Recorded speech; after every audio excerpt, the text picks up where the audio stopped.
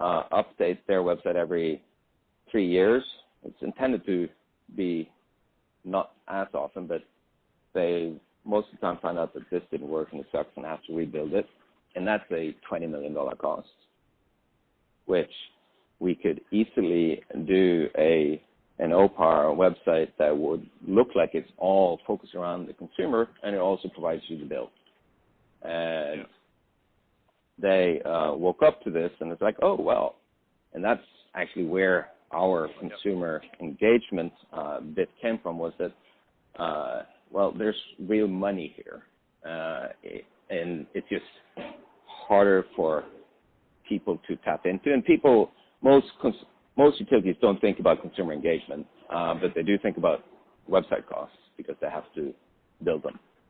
And that was our initial foray. And then we started working with utilities like National Grid, who are much more forward-thinking, saying, no, we need to build something that engages the customer. And the website is sort of a small part of that.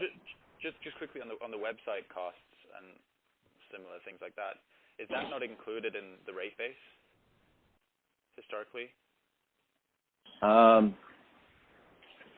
Yes, that is rate base because you can capitalize it.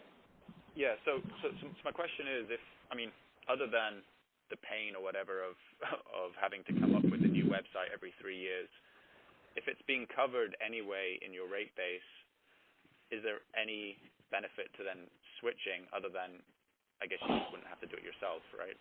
Switching to like someone like OPower to provide that. There's no benefit. No, there's not. Like, you just need to have somebody do it. But if you can show that you're doing a better job, then there is the benefit. It's still covered in the rate base.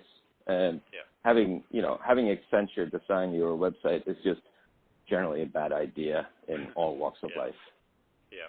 I work there. I know. No, very true. Great. Well, I think that's all I had for today. I don't know, Andrew, if you have anything else you wanted to touch on? No, I'm good. Okay, great. Well, we really appreciate the time, Thomas. This has been extremely helpful. And thanks again. Well, happy to help. If you have any follow-up questions, I'm more than happy to engage and go deeper on any particular area that you might want to talk about. I think it's a fascinating area, and there's actually one thing I should mention, because this is a fairly large point. The number one energy efficiency effort is the light bulb rebates. However, the incandescent light bulb is being phased out and will be made illegal.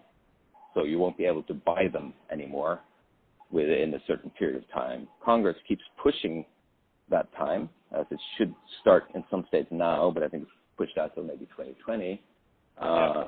And it might be pushed out. It will be pushed out again, but at some point you won't be able to buy incandescent light bulbs, and then the rebates for CFL light bulbs will not be as effective. In fact, they won't be needed. Oh, true. Yeah. But energy efficiency will still be there, because that's just a number of kilowatt hours that they have to achieve.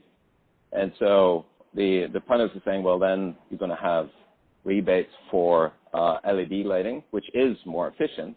However, now we're talking about taking it from 12 watts down to 8 watts. And that's just not as much of a mover as it is going down from 45 or 60 down to 12. So that means there's going to be a huge opening for other solutions that are energy efficiency related, which I think is going to be the next step in the curve in terms of sales for an Oracle or OPAR type solution. Interesting. And just a point on that then, obviously if the incandescent light bulbs become illegal, energy consumption will equal more energy efficiency will be seen across all the households because they're forced to do that. So at least initially, could that hurt vendors such as OPower, because there's maybe not as much of a demand to meet energy efficiency standards because across the board that's all improved? But then I do see your point. Over time, to get